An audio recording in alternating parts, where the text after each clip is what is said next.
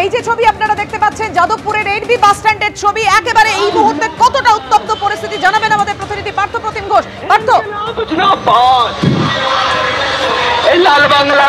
দেখো একেবারে দেখো মিছিল করছে বামপন্থীরা, তারা ধর্মঘটের সমর্থনে এবং সেখানে তারা কুশপুতুল জ্বালা এবং আগুন নেভাতে গিয়ে একেবারে কিন্তু এখানে বিপদ এবং সেখানে পুলিশ কর্মী আগুন নেভাতে গিয়ে জুতোতে পর্যন্ত আগুন লেগে যায় এবং পাশে যে দোকান রয়েছে বেশ কিছু কেবেল দেখতে পাচ্ছি, সেই কেবেলে সেই তার যখন এই কুশপুতুল জ্বালিয়ে প্রতিবাদ জানাচ্ছিল সেই তার কিন্তু একেবারে বিভিন্ন জায়গায় দোকানে কেবেলে সেখানে লেগে যাচ্ছে। পুলিশ কর্মীরা কোনো রকমে সেই আগুন নেভানোর চেষ্টা করছে।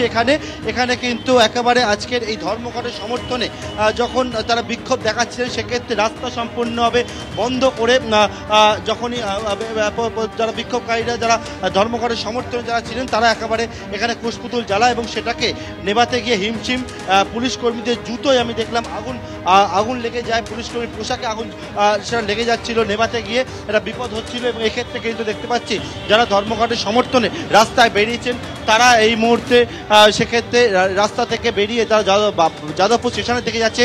এখানে যান চলাচল রয়েছে, পুলিশ কর্মীরা পুলিশের পদস্থ আধিকারিকরা তারা এসে পৌঁছেছেন এবং এখান থেকে কিন্তু আমি দেখতে পাচ্ছি যে পুলিশের তরফ থেকে এখানে অ্যালার্ট করা হচ্ছে দেখতে পাচ্ছি এখানে,